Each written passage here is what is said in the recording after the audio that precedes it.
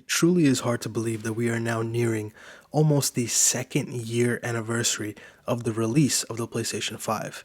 Now, let's say that you were lucky enough to be able to get the console on digital storefronts because the console is still so difficult to pick up. And let's say that now, in 2022, you are finally able to purchase your PlayStation 5. Let's talk about what you can look forward to and what are some of the best aspects of the PlayStation 5 experience. So if you haven't seen my videos, I did post some videos when the PS5 was first launched. I do own a launch model of the PlayStation 5. I was lucky enough to be able to pre-order it and pick up a console at launch. And long story short, the PlayStation 5 overall is a fantastic console.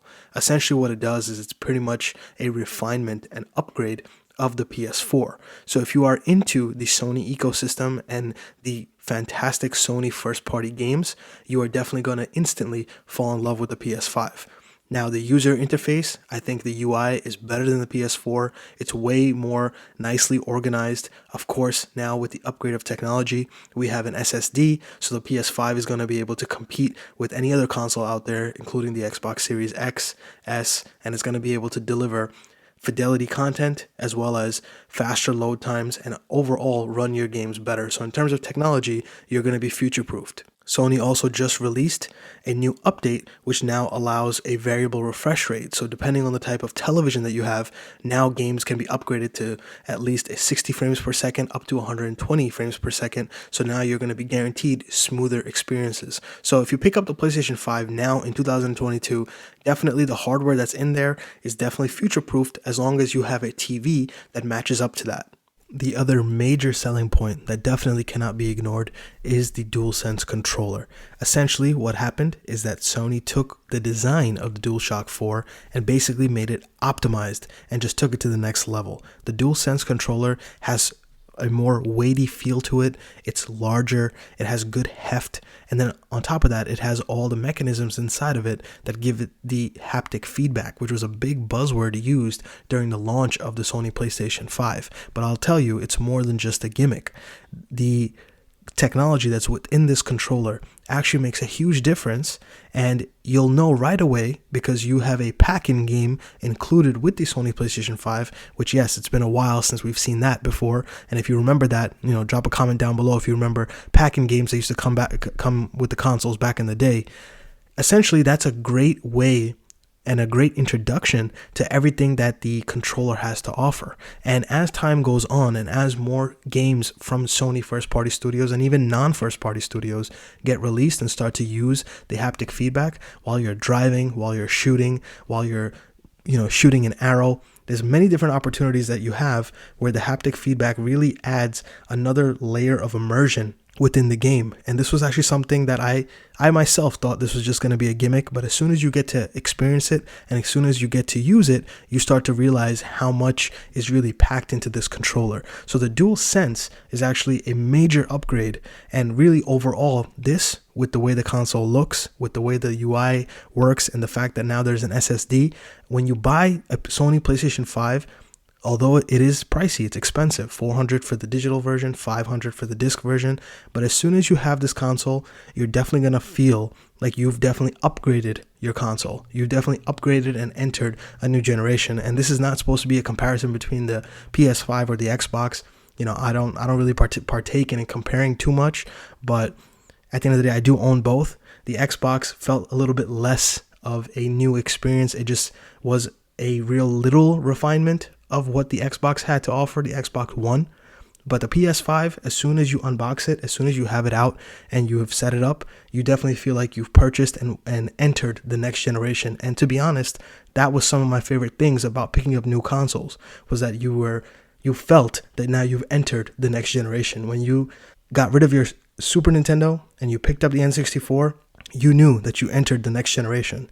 When N64 was over and you bought the GameCube, you knew, okay, you've entered the next generation. But when it comes to Xbox, it feels a little bit less exciting. But for PS5, if you're into that type of experience where you know you've entered the next generation, you definitely will not be disappointed when you pick up the PS5. So let's talk about the most interesting situation. At the end of the day, we all buy these consoles for games. And that's where it's a little bit of an interesting situation. So in terms of games currently, The PS5 really does not have a killer app that really you need a PS5 for. Yes, of course, every game that you're going to play on the PS5 definitely is going to be running better. On top of that, you're going to get to play these games using the new DualSense controller. So overall, the experience, you're still going to feel that the experience is more worthwhile. Currently, for now, until we'll see what happens in the future with Sony's upgrade of the PlayStation Plus service. But for now, the PS5 is backwards compatible with the PS4. And Sony has been putting in effort to be able to upgrade a few certain select games, which have better frame rates, they run better, and honestly, they look better. And on top of that, you get to play PS4 games using the DualSense controller.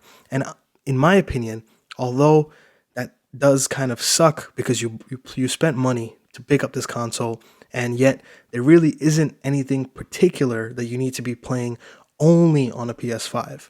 But in my opinion, it's still 100% worth it. The experience of even playing PS4 games on your PS5 are leaps and bounds better. So I want to talk about what are some of my favorite PS4 games that I really enjoy playing on the PS5. Now, this one's a little bit of a gray zone. I'm talking about Spider-Man, the PS5 remaster. Essentially, this game is not on the PS4. The base game is on PS4, but this was a remaster released for the PS5. I actually have it digitally because when I picked up Miles Morales way back in the day, if you picked up, I think, the deluxe edition at that time, they gave you a free copy of the PS5 remastered version. And now with Sony's new update with variable refresh rate, I do have a TV that's capable of 120 hertz. So now I'm definitely seeing the difference as you're swinging around as Spider-Man in this beautiful city of New York that's rendered amazingly. The entire experience is just so much better than what was there on the PS4. On top of that, if you're into trophies, you get a second set of trophies. You can bring in your save from the PS4 version, and then you can actually double up on the trophies. So if you're into the trophies, definitely the Spider-Man game for the PS5 is definitely worth your time. Now, another game I actually just picked up because it was super cheap. I bought it for $10 from Best Buy not too long ago. The Last of Us Part 2. This is a very divisive game. I did play it and beat it way back when it was released. I sold it. I just ended up buying it once again because for the price of $10, I felt like it was worth it for me to check out to see how it looks and plays on the PS5, because now they have an upgrade version, which of course you don't pay for. It's all included, which upgrades the fidelity to 60 hertz. And honestly, it's another fantastic experience because you're playing a game that is optimized, looks better, runs better, and you're using the DualSense controller. Now, if you're anticipating, the one big release that we're waiting for is the new God of War on PS5. But until then, if you want to play God of War 2018, that game also runs and looks fantastic on the PlayStation 5 console. And that's another game that's 100% worth your time and effort to be able to play. In my personal opinion, I still think this game is slightly overrated. I did not enjoy the map system. I felt like things were convoluted. I didn't really understand the traveling system. But besides that, overall, though, the experience overall is fantastic. And again, it looks better. You get to play with the new controller. So Kratos' axe feels really amazing with the DualSense controller. So overall, this is worth your time on the PS5 console. And now, last but not least, Ghost of Tsushima. I always don't know if I'm saying it right, but this was one of my favorite games when it was released on the PS4, and this is another similar situation to Spider-Man, except this one actually has a physical release.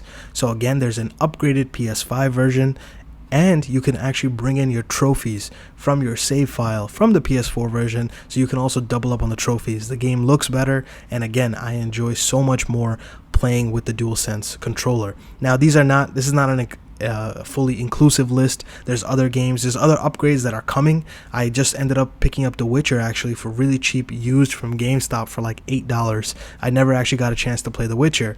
Unfortunately, they were planning on releasing and they're working on like an upgrade for the next gen consoles, but now I think that's been delayed indefinitely for now.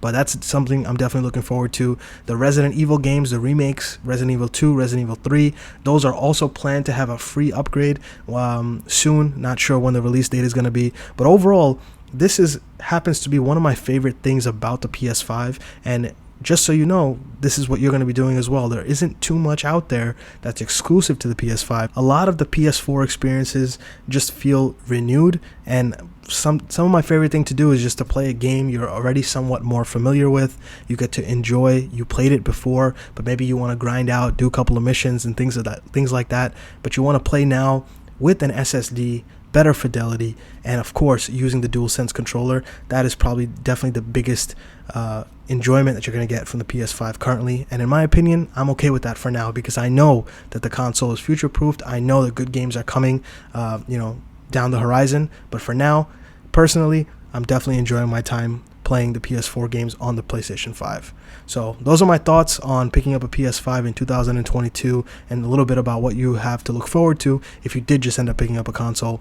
Let me know your thoughts down below. Don't forget to like and subscribe, and until next time.